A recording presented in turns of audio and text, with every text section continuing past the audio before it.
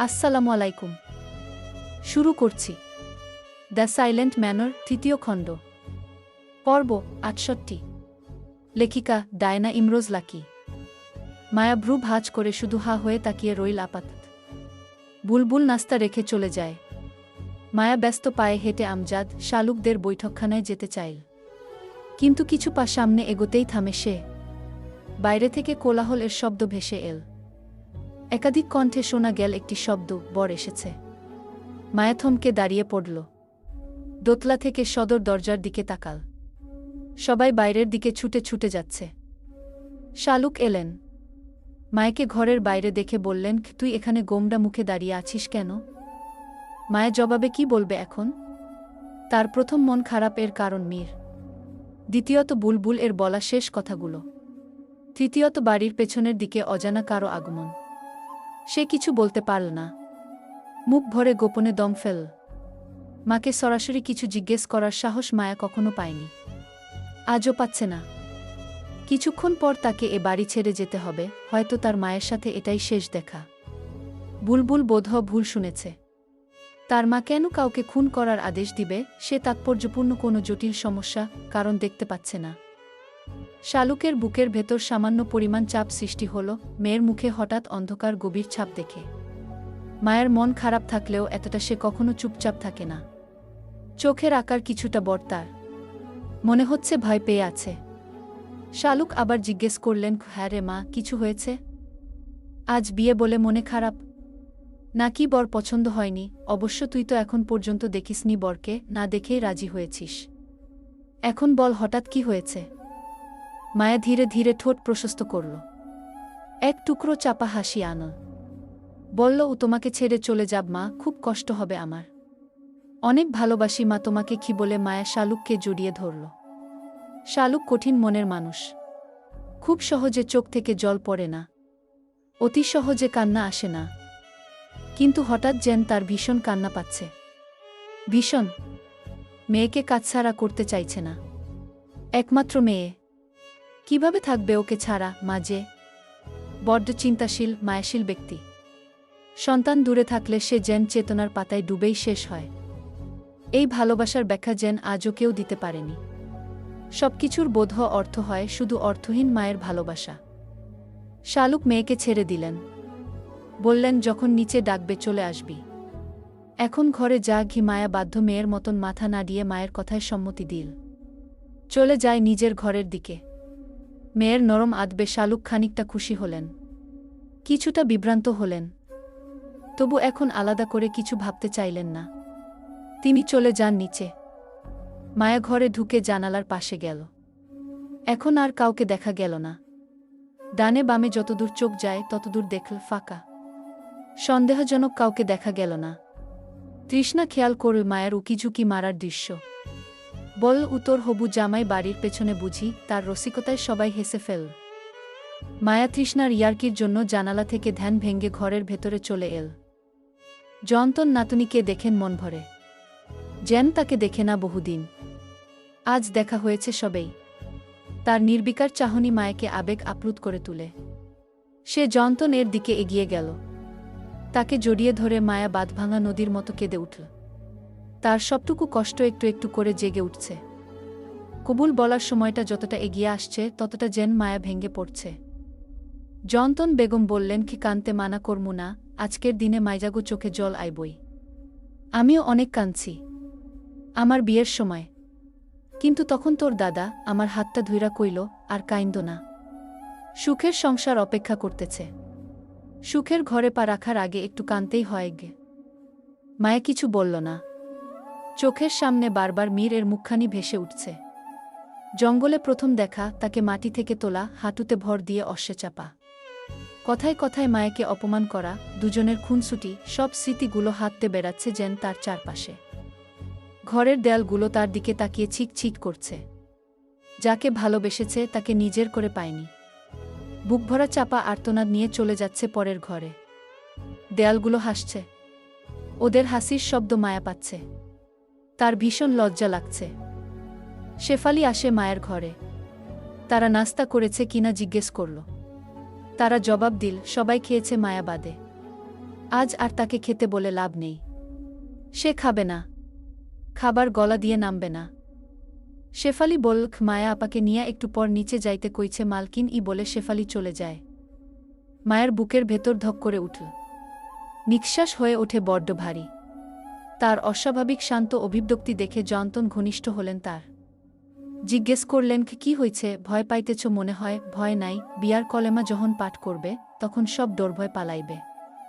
স্বামীর মুখখান দেখলেই আমগো ভুইলা যাইবি কি বলে খিলখিল শব্দে হেসে উঠলেন।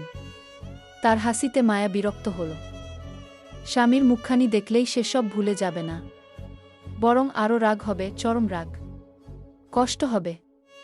তার গাম্ভীর্য নীরবতা দেখে গৌরী বলল, ও আর মরার মতো বসে থাকিস না, চল নিজে যাই। একই কথা তৃষ্ণা সহ সবাই বলল। মায়া আর থম মেরে বসে থাকতে পারল না। রওনা হল নিজেকে অন্যের হাতে বিসর্জন দেয়ার আশরে। মায়ের লাল রঙের পাথরযুক্ত ঘোমটাটা কপাল অবধি ছুঁয়েছে। জয়ন্তন চেয়েছিলেন সম্পূর্ণ মুখ ঢেকে দিতে, মায়া রাজি হয়নি। দুধেয়ালতা কিরণের মতো দেহের উপর লাল রঙের শাড়িতে মনে হচ্ছে পরীর জগতের সর্দারিনী নেমে আসছে। মায়ের আগমনে সকল অতিথিদের দৃষ্টি চলে যায় তার দিকে। সবাই মুগ্ধতার সাথে তাকে দেখছে। ফুলের মতন পথ তৈরি করা হয়েছে মায়ের জন্য। তার দুই পাশে সারিবদ্ধ মেয়েরা হাতে ফুলের থালা নিয়ে দাঁড়িয়ে আছে। মায়া ঠিক পথের সামনে এসে দাঁড়ায়। সারিবদ্ধ দুই দলের মেয়েরা গায়ের সাথে গা মিশিয়ে দাঁড়িয়ে আছে। মায়ের পাশে এসে দাঁড়ালেন শালুক। মায়া বল, উমা, মেয়েরা পথ রোধ করে এভাবে দাঁড়িয়ে আছে কেন? আমি যাব কিভাবে? ওরা পথ ছেড়ে দাঁড়াবে কি? বললেন শালুক। তৃষ্ণা পাশ থেকে বলল, ওরা সরে গেলেই তোর হবু স্বামীকে দেখতে পাবি কি? মায়া অসন্তুষ্ট হল। ঘোমটার আড়ালে একবার মীরকে খুঁজল। কোথাও তার দেখা মিল। চোখ পুনরায় নামিয়ে ফেল। তৃষ্ণা বল, ও সামনে দেখ, তোর হবু স্বামী বর সেজে দাঁড়িয়ে আছে। কতটা সুন্দর দেখাচ্ছে আদ্রিয়ান দুলা ভাইকে গু। মায়া চোখ তুলে দেখছে না। তার অজান্তেই চোখ থেকে দু ফোঁটা জল গড়িয়ে পড়ল। আশেপাশে থেকে সবাই বলাবলি করছে, চোখ তুলে দেখ, বিয়ের সময় যাচ্ছে। হবু স্বামীর দিকে এগিয়ে যা। মায়া তাকাচ্ছে না। শালুক এবার একটু কঠিন গলায় আস্তে ধীরে বললেন, ও আজকের দিনে মা কাছে থাকে না, তবু আমি এখানে দাঁড়িয়ে আছি শুধুমাত্র তোর জন্য, কারণ আমি জানতাম তুই এমনটাই করবি। দেখ, চোখ তুলে। শালুক কথা থামাতেই মায়া চোখ তুলে তাকায় সামনের দিকে। তার ঘাড় উঁচু করার সাথে সাথে সারিবদ্ধ মেয়েরা দুই দলে বিভক্ত হয়ে গেল ধীরে ধীরে। সারির শেষ দুজন দুদিকে সরে যেতেই দেখা মিলল তার প্রাণপ্রিয় হবু স্বামীর, মীর জাফানসন। রাজকীয় বিয়ের সাজে সজ্জিত হয়ে দাঁড়িয়ে আছে। মায়া প্রথমে ভাবল হ্যালুসিনেশন। চোখ সরিয়ে ফেল। তখন পাশ থেকে তৃষ্ণা বল, ভুল না, মীরই দাঁড়িয়ে আছে কি? মায়া পুনরায় চোখ তুলে তাকায়। মীর দাঁড়িয়ে আছে। মায়ের দিকে চেয়ে ঠোঁট বাঁকিয়ে হাসল। শালুক দূরে সরে গেলেন। মায়াত হয়ে দাঁড়িয়ে আছে। মীর মায়ের অপেক্ষা না করে নিজেই এগিয়ে আসল ফুলের পথ ধরে মায়ের দিকে। সারিবদ্ধ মেয়েরা তার দিকে ফুল ছিটিয়ে দিতে শুরু করে। মায়া বিনা পলকে তাকিয়ে রইল। মীর এসে তার সামনে দাঁড়িয়ে পড়ল। মায়া এখনো ভাবছে তার সাথে কি হচ্ছে, ঠিক বুঝে উঠতে পারছে না। এত এত অতিথিবৃন্দ এর সামনে মীর মজা করছে। আজকের দিনটাও ছাড়ল না। মায়া বেশ ক্ষিপ্ত হয়ে মীর এর দিকে তাকিয়ে ফিসফিসিয়ে বলল, আপনি এসব কি করছেন? সবাই দেখছে। আমি আর আপনাকে অসভ্য বলবো না। বাকি যা বলেছি তার শাস্তি অন্য একদিন দিয়েন। আডালে গু। মীর তার নেশা ভরা চোখ দুটো ফেলে রেখেছে মায়ার অস্থিরতার দিকে। মায়া উসকুস উসকুস করছে। মীরকে নিশ্চুপ থাকতে দেখে মায়া পুনরায় বলল, ও বেহায়ার মতন দাঁড়িয়ে আছেন যে, যাচ্ছেন না কেন? মীর অতঃপর দম ছাড়ল। মায়ের ডান হাতটা ধরে নিজের দিকে নিল। বলল, ও আমি চলে গেলে বিয়েটা কার সাথে হবে? বলে মীর মায়ের হাতে চুমু খেল। মায়া তাৎক্ষণিক পুরোপুরি স্তব্ধ হয়ে গেল। মীর বলল, তোমার আদ্রিয়ান এসেছিল তোমাকে বিয়ে করার জন্য। পরে আমি কি বলেছিলাম ওকে জানো? মায়া আমতা আমতা করে বলল, ও কি বলেছেন? বলেছি, যাকে বিয়ে করতে এসেছেন তার মাথায় সমস্যা। আধ পাগল। রাত হলে একা একা বাইরে বেরিয়ে যায়। তার উপর অনেক বড় রাক্ষসে। একাই সব খেয়ে নেয়। এসব শুনে আদ্রিয়ান পালিয়েছে। এরপর তোমার বাবা আসলেন আমার কাছে, বললেন, আমার মেয়ে তো পাগল, তুমি ওকে বিয়ে করো, নয় আমার মানসম্মান শেষ হয়ে যাবে। এরপর আমি বললাম, আচ্ছা, আমি মীর পাগল ভালো সামলাতে পারি গো। মায়া রাগ করবে না খুশিতে আপ্লুত হবে কোনটাই বুঝে উঠতে পারল না। সে ছলছল চোখে তাকিয়ে রইল। প্রথমে দৃষ্টি নিচু করল, এরপর মাথা তুলে একবার রাফিদকে খুঁজল। রাফিদ এক পাশে দাঁড়িয়ে তার বোনকে দেখছে। রাফিদ মাথা চোখ দিয়ে এমন ইশারা করল যা থেকে মায়া বুঝতে পারল বিয়েটা মীরের সাথেই হচ্ছে। কিন্তু মুহূর্তে তার মনে পড়ল আদ্রিয়ানের কথা। জিজ্ঞেস করল, ও আদ্রিয়ান সত্যিই চলে গেছে? তার প্রশ্নে সবাই হেসে উঠল। পাশ থেকে তৃষ্ণা ফের বলল, ও আরে বুদ্ধু মেয়ে, তোর সামনেই আদ্রিয়ান দাঁড়িয়ে আছে। মীর ভাইয়ের আরেক নাম আদ্রিয়ান গ। মায়া হাত সরিয়ে ফেল। মীরকে বর সাজে নিদারুণ দেখাচ্ছে, তবু তার মুখে হাসি নেই। মীরের সাথে তার বিয়ে হচ্ছে অথচ সেই জানত না। এতদিন তিলে তিলে জেন মরছিল। গম্ভীর মুখেই প্রশ্ন ছুড়ে মীর এর দিকে, এতদিন আপনি আমার সাথে মিথ্যা কেন বলে বেরিয়েছেন, আর বাড়ির সবাই কেন মিথ্যা বলেছে? দ্বিতীয়বার বিয়েটা করে নেই, তারপর সব বলি। দ্বিতীয় বিয়ে মানে? মায়া এবার আরেকটু ধাঁধায় পড়ল। মীর দীর্ঘ নিঃশ্বাস ফেলে তৃষ্ণার দিকে চাইল, এরপর তাকাল জয়ন্তনের দিকে। জয়ন্তন বেগম বললেন, গু অহন সব বইলা দে, ছেড়িরা অনেক কষ্ট পাইছে গু।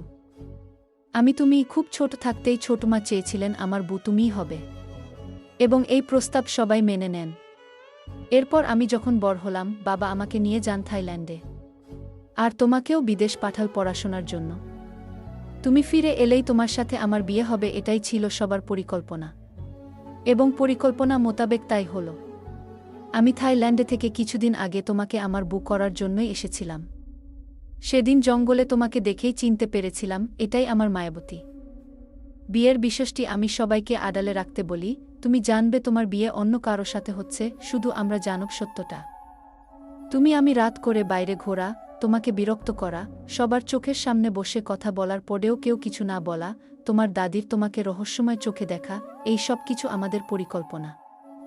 কিন্তু তারপরেও তোমার চোখে যেদিন জল দেখেছি সেদিন বুঝতে পেরেছি আমার মুখে অন্য কোনো মেয়ের নাম তুমি শুনতে পারছ না। সহ্য হচ্ছে না, কষ্ট হচ্ছে। সেদিন তোমার চোখের জল আমার সহ্য হয়নি। বুলবুলকে দিয়ে মদ আনিয়ে খেয়েছিলাম কষ্ট দূর করতে। শেষ কথাটা মীর চুপিসারে বলল। পরদিন আমি তোমাকে আদ্রিয়ান এর নাম করে 2টো চিঠি পাঠিয়েছিলাম।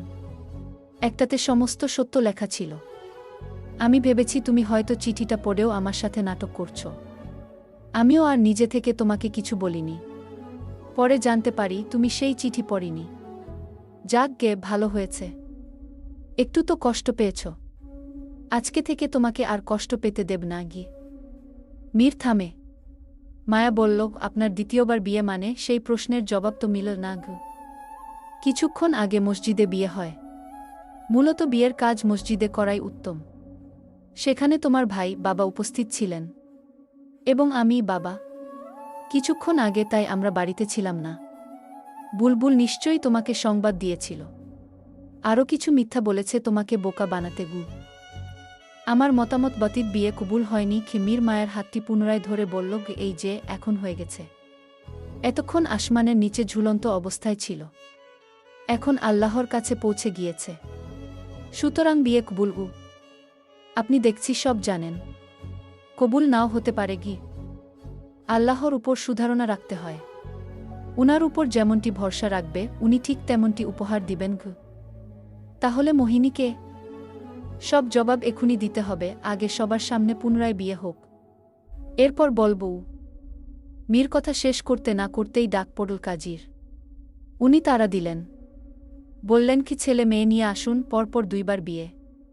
আমার আরও একটা বিয়ে পড়াতে যেতে হবে। মীর ও মায়াকে নীল বিয়ের আসরে দুজনকে পাশাপাশি বসায়। কাজী কাবিননামার খাতাখানা খুললেন। মায়া খুশি হতে পারছে না ঠিক এই মুহূর্তে। বুকের ভেতর কুগাইছে। এ কেমন বিয়ে, যেখানে সে আনন্দিত হতে পেরেও পারছে না।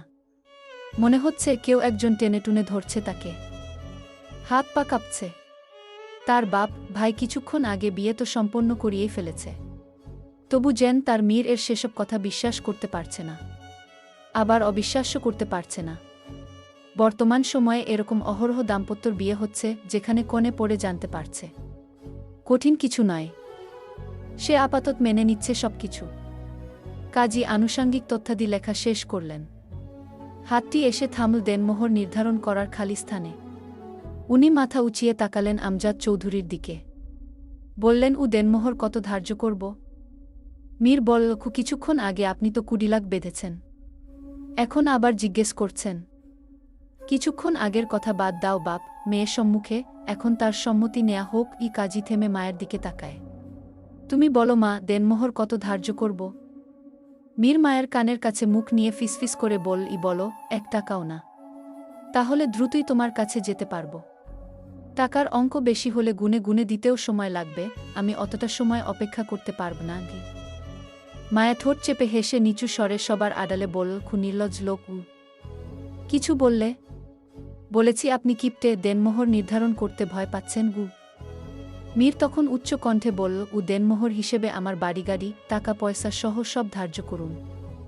যদি সম্ভব হয় আমার প্রাণটাও লিখে দেন, বিনিময়ে আমি আমার বুকে চাই। সকলে মীরের কথায় অবাকের অভিব্যক্তিতে দেখছে। আমজাদ বললেন, 20 লাখই লিখুন। কাজী লিখলেন। বিবাহের তারিখ দিলেন 01011953। কাজী লেখার কাজ শেষ করলেন। কাবিননামার খাতাখানা এগিয়ে দিল প্রথমে মেয়ে পক্ষের সাক্ষীর কাছে। আমজাদ স্বাক্ষর করলেন। এরপর এগিয়ে দিলেন থমাস শনের দিকে। সে ছেলে পক্ষের সাক্ষী দিলেন। এরপর কাজী কাবিননামার খাতাখানা মায়ের দিকে দিল। মায়ের হাত কাঁপছে, শাড়ি ঝাপটে ধরে রেখেছে, হাত মুষ্টিবদ্ধ করে। মীর দেখল মায়া স্বাক্ষর করার জন্য কলমটি তুললে কাঁপুনির জন্য লিখতে পারছে না। মীর তখন মায়ের হাতটি আলগোছে ধরল। মায়া মীরের সাহায্যে স্বাক্ষর করতে সক্ষম হয়। মীর কোনো দ্বিধাদ্বন্দ্ব ছাড়াই স্বাক্ষর করে দিল। কাজী সাহেব সবার সম্মুখে মায়ের দিকে চেয়ে নিকাহনামা পড়তে শুরু করলেন। পড়া শেষে মায়াকে কবুল বলতে বললেন। মায়া বলছে না। কোথাও খুশি মনে তার কবুল বলার উচিত তা নয়, সে ভয়ে কুকড়ে যাচ্ছে। এ যেন অজানা ভয়। মৃত্যুর জমদুয়ারে এসে যেন হাজির হয়েছে সে। এই অনুভূতির ব্যাখ্যা কি? মায়ের নীরবতা দেখে মীর বল, চুপ করে আছো যে? তুমি আমাকে ভালোবাসো তো নাকি? তবে আমাকে কবুল করতে এত দ্বিধা কিসের? মায়ের জবাব এলো না কোনো। মীর তার হাতটি পুনরায় শক্ত করে ধরল। বলল, এই যে তোমাকে ছুঁয়ে কথা দিচ্ছি, আজকেই তোমার ডর ভয় পালাবে। আর কোনোদিন তোমাকে ওরা ছুঁতে পারবে না। তোমার এই আলতোমাখা পবিত্র হাতখানাতেই যেন সৃষ্টিকর্তা আমার মৃত্যু লিখেন গু। মীরের কথাগুলো শুনে মায়ের ষষ্ঠ ইন্দ্রিয় আবিষ্কার করল তাকে কবুল করতে হবে। সে ভালোবাসে তাকে। কতই না ছটফট করত মানুষটির জন্য। আজ সেই দিনটি চলে এসেছে, যেই দিনটি নিয়ে সে কল্পনা করত। কাজী আবার বললেন, বলো মা, কবুল।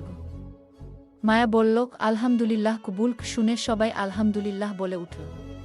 সেই সাথে মীর ও কবুল বলে ওঠে। আজ তারা দুজন দুজনকে চিরদিনের জন্য কবুল করল। পবিত্র বন্ধনের সম্পর্কটা আবদ্ধ হল। মায়ের এতদিন এর চাওয়া পাওয়া পূর্ণ হল। শালুক দূরে বসে কাঁদেন। তার কান্নার শব্দে শরীর যেন ঝাঁকি দিয়ে উঠছে। জয়ন্তন শালুককে বু করে আনার পর এভাবে কাঁদতে দেখেনি। আজ কাঁদছে ঘরের এক কোণে বসে। আগামীকাল মেয়েকে বিদায় দিবে। আগামীকাল দুপুরের পর মীর, মায়া, থমাস থাইল্যান্ডে পাড়ি জমাবেন। শালুক মীরকে দূরে সরাতে চান না, তার উপর একমাত্র মেয়ে। জয়ন্তন তাকে বোঝান, আজ যদি মীর এর লগে বিয়া না হই যা, অন্য কারো লগে হইত, তখনও কি তুমি মায়ারে নিজের কাছে রাখতে চাইতা? চাইলেও কি রাখতে পারতা না? শালুক শাড়ির আঁচলে চোখ মুছলেন। আম্মা, নিজের মেয়েকে ভালোবাসি সত্য, কিন্তু আমি মীরকেও খুব ভালোবাসি। কি দোষ হতো যদি আমার কাছেই থেকে যেত? ও চলে যাবে দূর দেশে, আমার মনটা সায় দিচ্ছে না। আজ খুশির দিনেও আমার চিৎকার করে কেন যেন কাঁদতে ইচ্ছে করছে।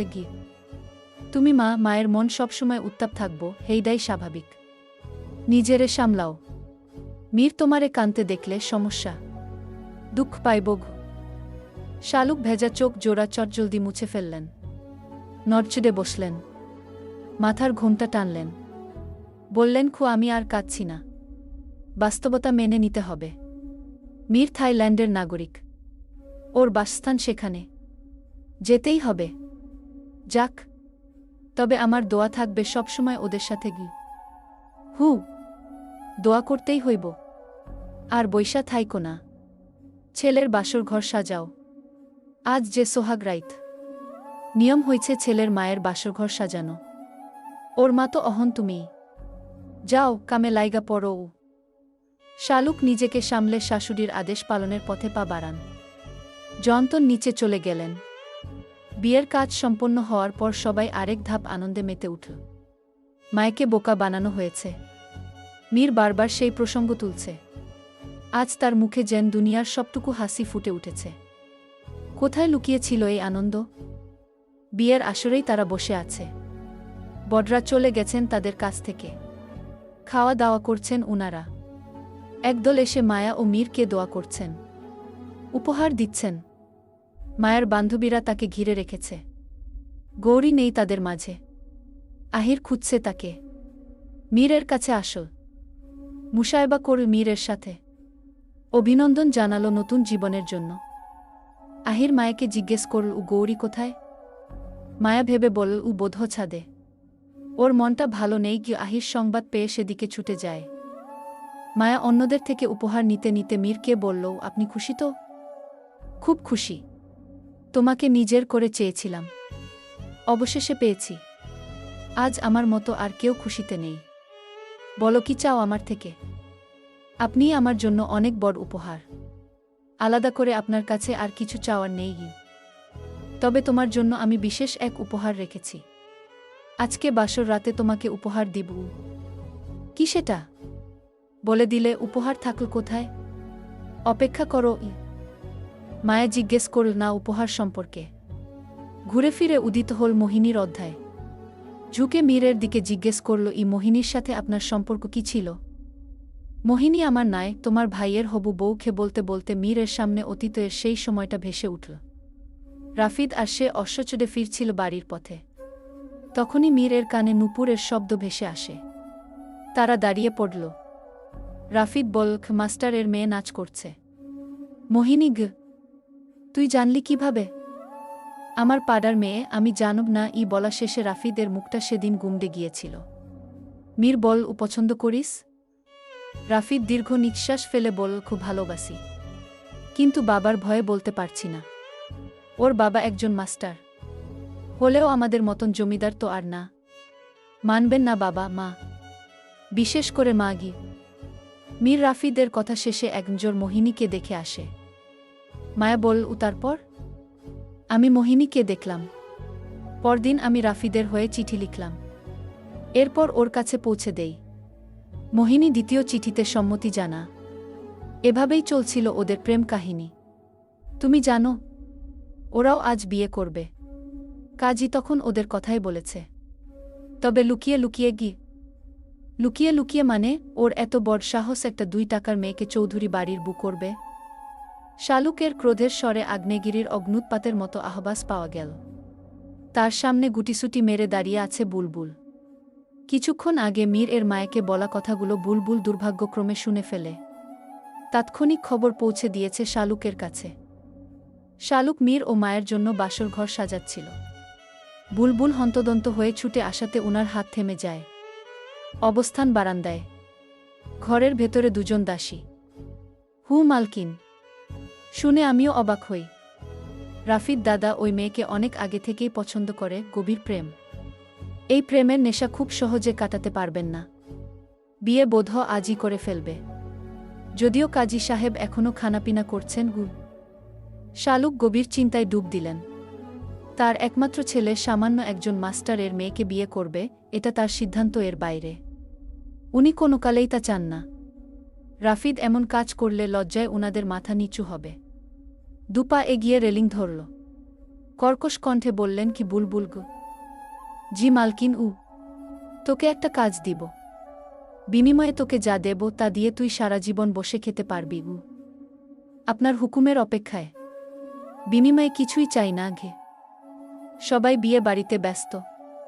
মাস্টার এখানেই আছে। মোহিনী কোথায়? সেই খবরটা জলদি এনে দেখবি। খবর নিয়েই এসেছি। আজ রাতে দিঘির পাড়ে অপেক্ষা করবে। আমার তো মনে হচ্ছে বিয়ে করে হয়তো পালিয়ে যাবে। বুলবুল জানে রাফিদ পালাবে না। তবু শালুককে আরও খেপাতে এবং তার মন রক্ষার্থে বলল, সেই সুযোগ আর দিস না। তুই এখুনি চলে যা দিঘির পাড়ে। 2 জন অনুচর নিয়ে।